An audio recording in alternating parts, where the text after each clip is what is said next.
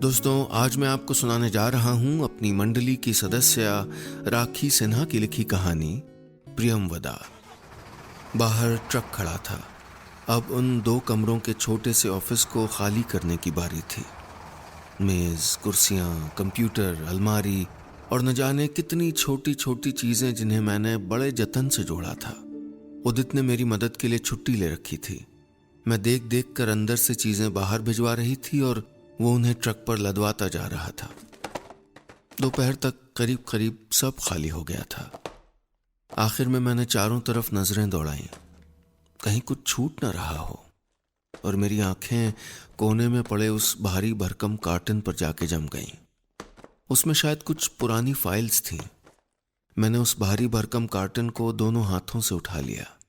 अभी दरवाजे तक पहुंची भी नहीं थी कि न जाने कैसे पैर उलझे और मैं कार्टन सहित जमीन पर गिर चुकी थी। मेरे चारों तरफ फाइलें बिखरी थीं और उनके बीच थी मुंह चिढ़ाती वो तस्वीर जो एक वक्त मुझे बेहद अजीज थी। वो तस्वीर मेरे पुराने ऑफिस की थी। हाथों में बुके लिए मैं मुस्कुराती हुई कंपनी के एमडी शेखर प्रकाश के साथ खड़ी थी। न जाने क्यों मुझे लगा जैसे मैं फिर से अपने पुराने ऑफिस के कॉन्फ्रेंस हॉल में पहुंच गई हूं, जहां क्लाइंट से लेकर एमडी सब मेरी प्रेजेंटेशन पर तालियां बजा रहे थे। मेरी आंखें मुंद गईं। उन बंद पलकों के भीतर गुजरे पल जिंदा हो चुके थे। उस रोज प्रेजेंटेशन के बाद मेरी कलीग एकता ने कैबिन में आते ही कहा था, तूने कमाल कर दिया प्रियमवदा, क्लाइंट बहुत इम्प्रेस थे। मुझे लगता है इस बार सीनियर मैनेजर की पोस्ट और बेस्ट एम्प्लॉय का अवार्ड दोनों तेरे नाम होंगे। You are going to be the lucky lady. मैंने मन ही मन सोचा, लकी का पता नहीं, पर मेहनत पर पूरा भरोसा है। काम के सिवा बीते सालों में मैंने किया ही क्या था। देर रात तक ऑफिस में रुकना जैसे मेरे लिए रोज की बात थी। शादी के बाद लोग हनीमून पर जाते हैं, मैं बिजनेस मीटिंग पर गई थी। उदित के सिवा किसी और से शादी की होती तो हमारा साथ 4 महीने भी नहीं चल पाता। वो हर वीकेंड प्लान बनाता और मैं सॉरी कहकर टाल जाती थी। फिर भी उसने कभी शिकायत नहीं की। मैं टेबल पर शीशे के फ्रेम में लगी अपनी और उदित की तस्वीर को बड़े प्यार से देख रहा था। हमारी शादी की फोटो थी। मोरपंखी रंग की शेरवानी कितनी जंच रही थी उस पर, और डिंपल वाली वो क्यूट सी स्माइल। मैंने उदित को कॉल करने के लिए हाथ में मोबाइल उठा लिया था कि लगा जैसे दुनिया गोल गोल चक्कर लगाने वाले एक बड़े से झूले में बदल गई हो। मेरा सर ऐसे ही कुछ घूम रहा था। मैंने किसी तरह प्यून को बुलाने के लिए घंटी बजाई। कितनी देर बाद आंख खुली थी ये अब याद नहीं है। इतना याद है कि ऑफिस के कई लोग मुझको घेरे हुए खड़े थे। सबकी आंखों में सवाल थे और जुबान पर सलाह। डॉक्टर के आने तक लगभग पूरे ऑफिस में मेरे चक्कर खाकर बेहोश हो जाने की बात फैल चुकी थी। मेरे सीनियर्स भी आ गए थे।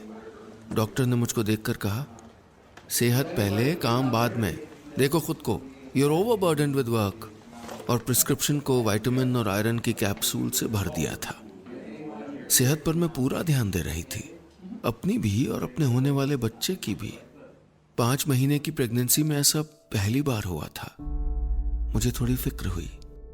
मैंने उस दिन पहली बार हाफ डे ले लिया। शाम को मुझे खुद से पहले घर पहुंचा देखकर उदित हैरान था।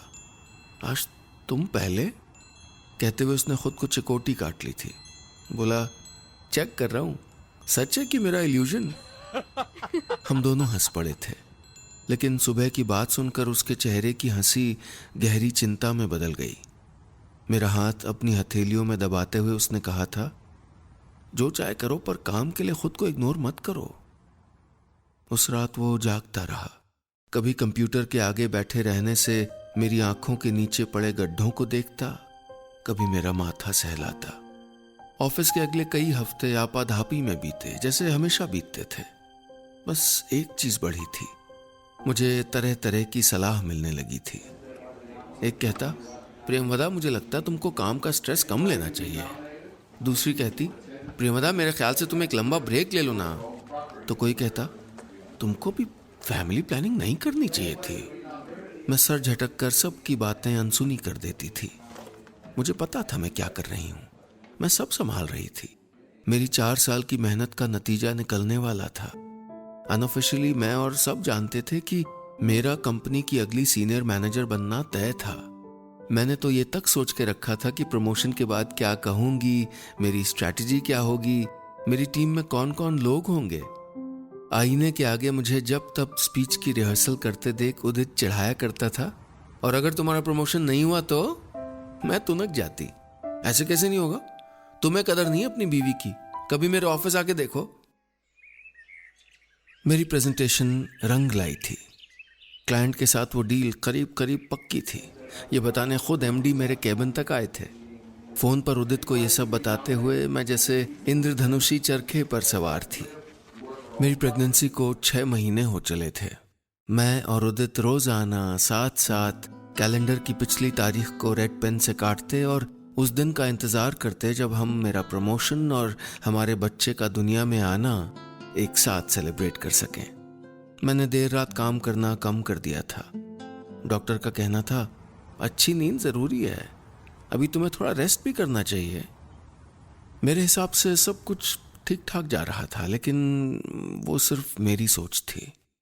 ऑफिस में ऐसा बहुत कुछ चल रहा था जिससे मैं अनजान थी, और मुझे झटका तब लगा जब एम्प्लॉय ऑफ द ईयर मेरी जगह एकता को दिया गया, और उस प्रोजेक्ट के इंचार्ज की पोजीशन भी जो मेरी वजह से कंपनी को मिली थी।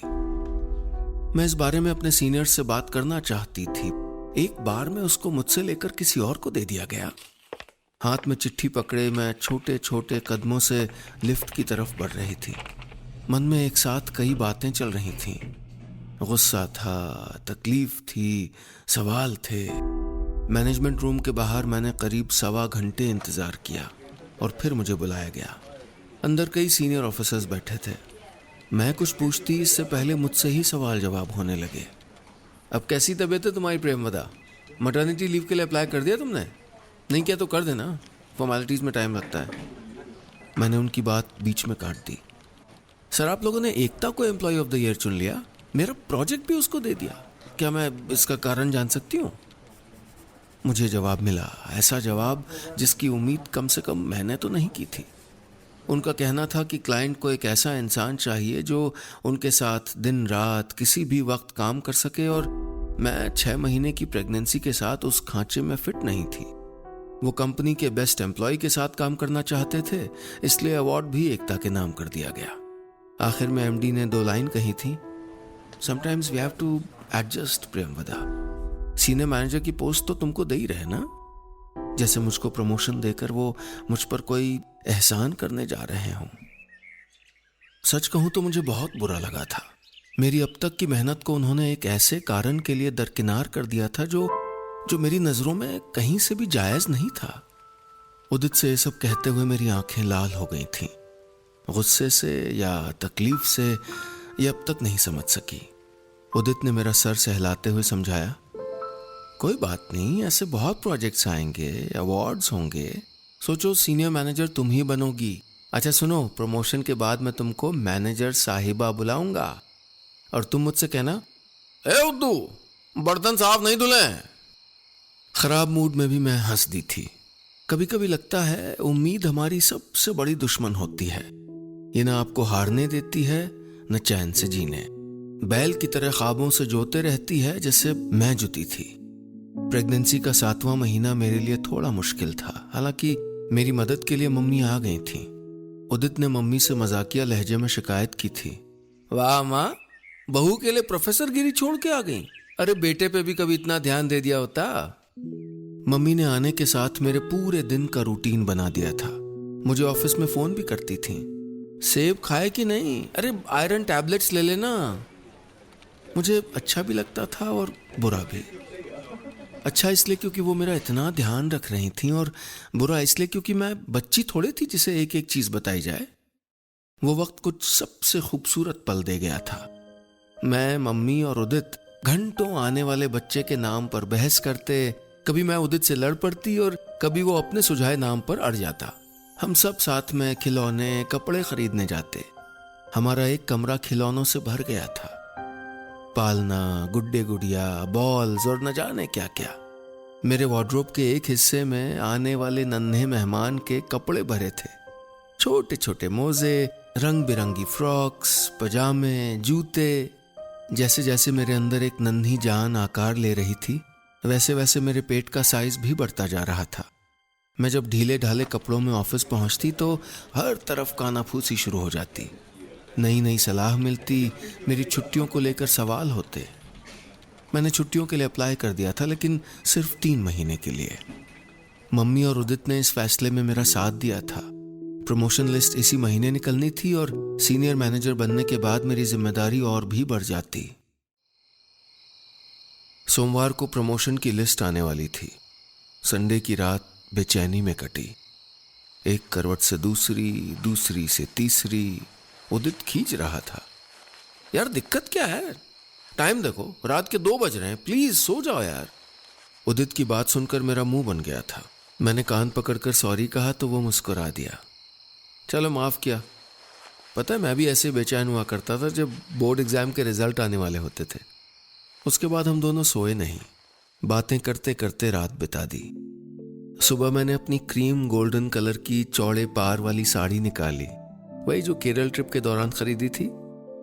ऑफिस जाने के पूरे रास्ते में मन ही मन वो सब दोहरा रही थी जो प्रमोशन के बाद मुझे कहना था। I am thankful to my seniors, my colleagues, और जाने क्या क्या। कॉन्फ्रेंस रूम का नक्शा बदला हुआ था। स्टाफ के लिए कुर्सियां लगी थीं, एक कोने में बुके रखे थे। मैं सबसे आगे लगी कुर्सियों में से एक पर बैठ गई। एक एक करके बोर्ड मेंबर्स प्रमोशन लिस्ट से नाम पुकार रहे थे। सीनियर मैनेजर की अनाउंसमेंट की सुगबुगाहट के साथ मैं खड़ी हो गई थी। अचानक उठने में थोड़ा टाइम भी तो लगता था। नाम की पुकार हुई, पर वो नाम प्रियमवदा मुक्ता नहीं, किसी और का था। विभोर, मेरा जूनियर, उसे प्रमोट कर दिया गया था। मेरे पैर आगे बढ़ते बढ़ते रुक गए थे। लगा जैसे मेरे अंदर से सब कुछ निचुड़ गया हो। मैं चुपचाप हॉल से निकलकर अपने कैबिन में आ गई। बाहर तालियां गूंज रही थीं। यहां मेरे अंदर सब सुन पड़ा था। मैं शून्य थी, भावना शून्य। मेरा चेहरा गीला हो रहा था कि किसी ने दस्तक दी। मैंने आंखें पोंछते हुए कहा, कम इन। कंपनी के एमडी थे। बिना लाग लपेट के उन्होंने कहा था, देखो प्रेमवदा, तुमको बुरा लगना जायज है, पर हम मजबूर थे। कुछ ही दिनों में तुम छुट्टी पे चली जाओगी। पता नहीं दोबारा तुम कब रिज्यूम करो भी कि नहीं, पर हम अगले साल तुमको जरूर कंसिडर करेंगे। अपनी बात रखकर वो शांत हो गए, पर मेरे अंदर ज्वार मचा था। गुस्से से मेरी आवाज कांप रही थी। वेरी प्रैक्टिकल डिसीजन सर, पर क्या मेरी अब तक की मेहनत का कोई मोल नहीं? 3-4 महीनों की छुट्टी मेरे 4 साल के हार्डवर्क पर भारी पड़ गई। मेरी कनपटी गर्म हुए जा रही थी। मुझे लगा कि अगर 1 मिनट भी मैं रुकी तो पता नहीं क्या कर जाऊंगी। मैं उनके मुंह पे दरवाजा मारते हुए निकल गई। मैंने अपना इस्तीफा भेज दिया। वो दौर बेहद मुश्किल था, मेंटली, फिजिकली, प्रोफेशनली। मम्मी और उदित सब समझ रहे थे। वो मुझको खुश रखने की कोशिश करते, लेकिन मेरे अंदर की उदासी पालथी जमा कर बैठ गई थी। मैं शायद डिप्रेशन में जा रही थी। दिल में बार बार ख्याल आता, मैंने कोई गलती तो नहीं कर दी थी। मैं खिड़की से बाहर ढलते सूरज को निहारती, उसे खुद से तोलती। वो भी डूब जाएगा, मैं भी शायद डूब रही हूं या डूब चुकी हूं। बाहर अंधेरा घिरने लगा था। मैं वैसे ही खड़ी थी। पता ही नहीं चला कब मम्मी आई और मेरे बगल की कुर्सी पर बैठ गईं। मालूम है प्रेमवदा, मैंने अपनी पीएचडी उदित के होने के बाद की थी। मैं जब रिसर्च वर्क के लिए बाहर गई थी तो पापा ने रोटियां बेलनी सीखी थी, हर शेप और साइज की। ये कहकर मम्मी हंसने लगी। मैं भी उनके साथ मुस्कुराना चाहती थी, पर मम्मी ने मेरे कंधों पर हाथ रख दिया। बेटा, हर शाम सूरज डूबता है, लेकिन सुबह भी होती है ना। फैसला तुमको लेना है, तुम क्या करना चाहती हो। उस रात मैंने फिर एक सपना देखा। मैं अपने बच्चे की उंगली थामे आगे बढ़ रही हूं और लोग मेरे लिए तालियां बजा रहे हैं।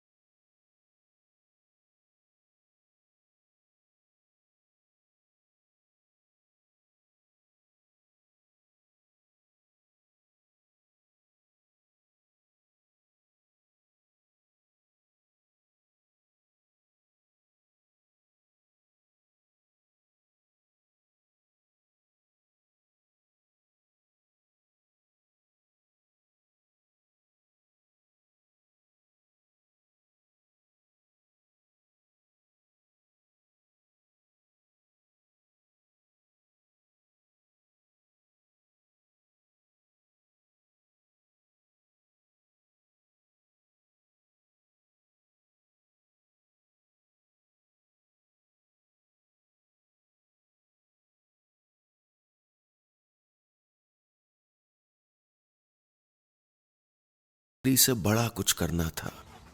प्रियमवदा, प्रियमवदा। ओह, मैं अच्छे से नींद से जागी। सोना की उंगली पकड़े उदित मुझे पुकारता हुआ अंदर आ गया था। कहाँ खोई हो? जल्दी करो, तुम्हारा बड़ा सा ऑफिस तुम्हारा वेट कर रहा है डायरेक्टर साहिबा। उदित की आवाज उत्साह और खुशी से थर